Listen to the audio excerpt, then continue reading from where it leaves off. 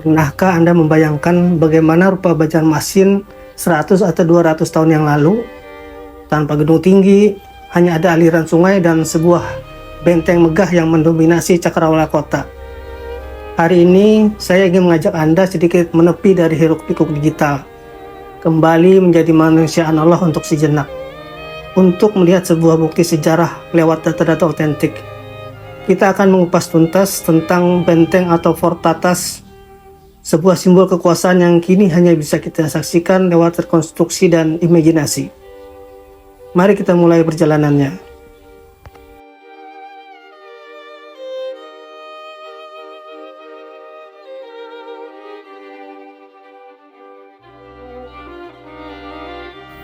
Ada hal yang sangat menarik sekaligus ironis tentang lokasi Masjid Sabil Muhtadin di Banjarmasin. Masjid kebanggaan warga Kalimantan Selatan ini ternyata berdiri tepat di atas lahan yang dulunya adalah benteng atau Fort Tatas, markas pertahanan Belanda. Jadi begini adalah poin-poin pentingnya. Yang pertama, lokasi ini dianggap unik karena bagi umat muslim ini adalah tempat ibadah yang agung. Namun bagi arkeolog dan sejarawan, di bawah tanahnya masih tersimpan bukti sejarah penting tentang masa penjajahan. Yang kedua, sejarah mencatat bahwa wilayah yang awalnya milik Kerajaan Banjar ini bisa dikuasai oleh pihak asing untuk membangun kekuatan. Ini bukan kejadian biasa dan perlu dipelajari lebih dalam agar kita bisa mengambil pelajaran yang berharga. Yang ketiga, para ahli meyakini bahwa sisa-sisa bangunan benteng masih ada di dalam tanah. Data ini sangat diperlukan untuk menjelaskan bagaimana respon masyarakat dan pemerintah lokal saat menghadapi penjajah di masa lalu.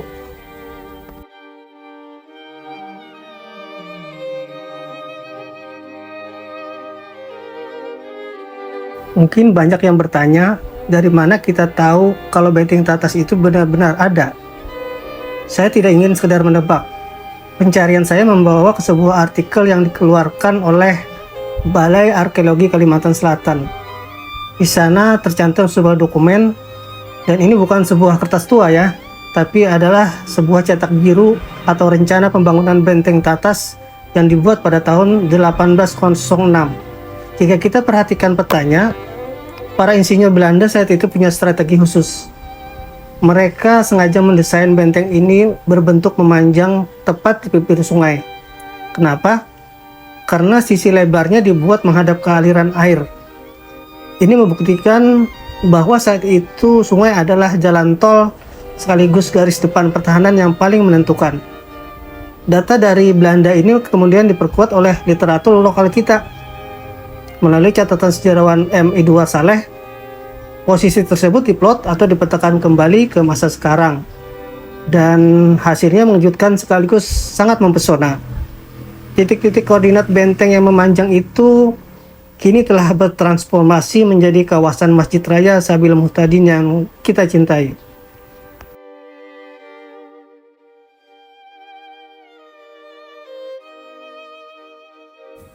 Jika kita bisa menembus waktu dan masuk ke dalam benteng Tatas melalui gerbangnya yang disebut Porten, kita akan melihat sebuah kota militer yang sangat lengkap dan teratur.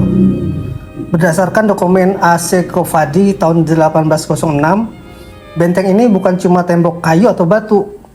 Di setiap sudutnya terdapat punten atau bastion, dan moncong-moncong meriam bersiaga di atas battery atau baterai lapangan yang siap menjaga setiap jengkal sungai. Namun, apa sebenarnya yang ada di dalam dinding-dinding kokoh ini?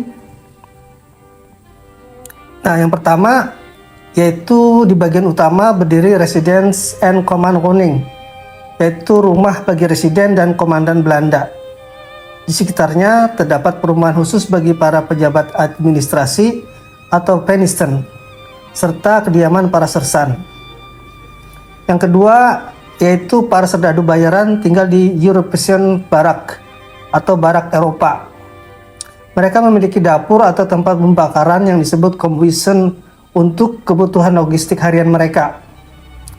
Yang ketiga, benteng ini didesain untuk bertahan lama. Ada Groot Pakhuis atau gudang besar untuk menyimpan senjata dan amunisi, serta Rits Pakhuis, yaitu gudang beras khusus untuk memastikan pasukan tidak kelaparan saat terjadi pengepungan.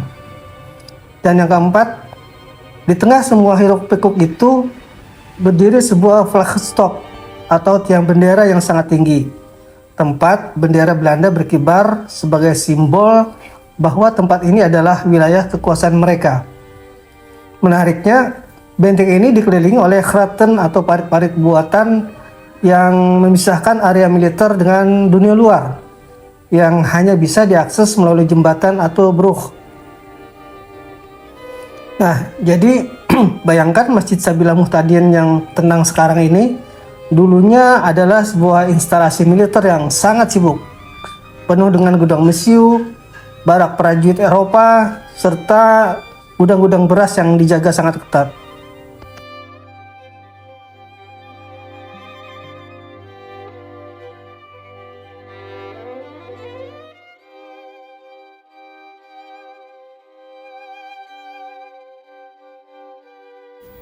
Ketika melangkah di sekitar kawasan Masjid Sabila Muhtadin hari ini, kita sebenarnya sedang berpijak di atas lapisan sejarah yang luar biasa.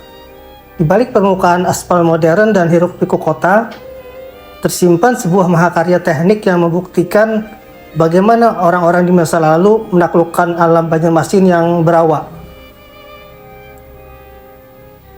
Mari kita bedah anatomi Benteng Tatas dari sudut pandang yang jarang diungkap, yaitu fondasinya. Jika kita melihat data arkeologis yang ada, benteng ini bukanlah tumpukan batu bata biasa di atas tanah. Ini adalah perpaduan rekayasa yang sangat presisi. Pertama, fondasi kayu.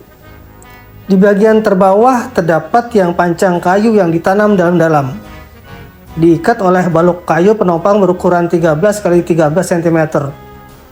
Ini bukan kayu sembarangan, melainkan kayu ulin yang dirancang untuk mengunci struktur di atas lahan rawa yang labil. Kedua, susunan bata merah. Nah, di atas landasan kayu tersebut terdapat 5 lapis susunan bata yang direkatkan dengan spesies khusus, berfungsi untuk menahan beban masif sekaligus meredam pergeseran tanah. Ketiga, yaitu sistem drainase alami. Para insinyur di masa itu juga memikirkan ketahanan terhadap air pasang dengan melapisi kerikil hitam dan batu lanau sebagai penyaring air, menjaga agar bagian dalam benteng tetap kering dan siap digunakan kapan saja. Semua lapisan ini, mulai dari barak prajurit hingga gudang logistik, berdiri di atas struktur yang dirancang untuk bertahan dari ancaman alam dan serangan. Ini bukan hanya instalasi militer, melainkan simbol adaptasi manusia terhadap lingkungan. Ketika kita melihat sisa-sisa fondasi ini, kita tidak hanya melihat material bangunan, melainkan sebuah kecerdasan taktis yang patut kita pelajari. Di bawah kemegahan tempat ibadah yang menjadi kebanggaan kita saat ini, tersimpan sebuah narasi teknik yang menakjubkan.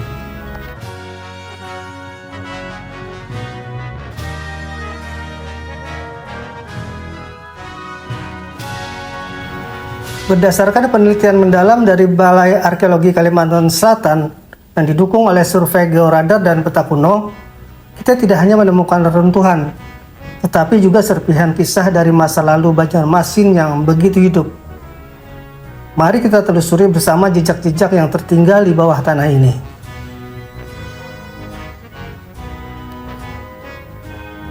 Di lokasi yang kini menjadi tempat ibadah yang damai, para arkeolog menemukan jejak meriam beserta pelurunya.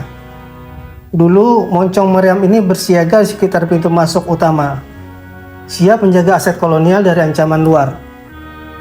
Ini membuktikan bahwa Benteng Tatas bukan sekedar pos biasa, melainkan instalasi militer yang sangat vital dan dijaga ketat pada masanya.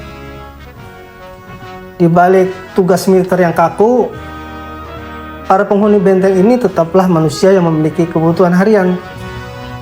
Penemuan pecahan keramik antik yang jejaknya bahkan berkaitan dengan jalur perdagangan Asia, seperti fragmen keramik dari Thailand serta pecahan botol dan gerabah, menceritakan kisah keseharian di dalam barak. Mereka makan, memasak, dan bertahan hidup di dalam dinding yang terlindungi, tidak jauh dari gudang beras yang menjadi pasokan utama mereka.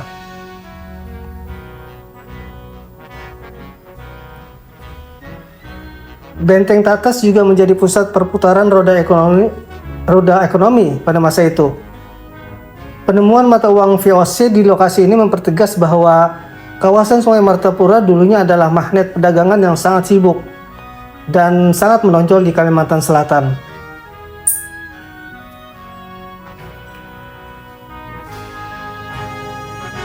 Transformasi kawasan ini dari sebuah benteng pertahanan dan pos ekonomi kolonial dan menjadi pusat kegiatan religi yang agung adalah sebuah perjalanan waktu yang luar biasa. Di balik setiap artefak yang terpendam, terdapat catatan tentang bagaimana manusia beradaptasi dan berinteraksi dengan tanah rawa Banjarmasin.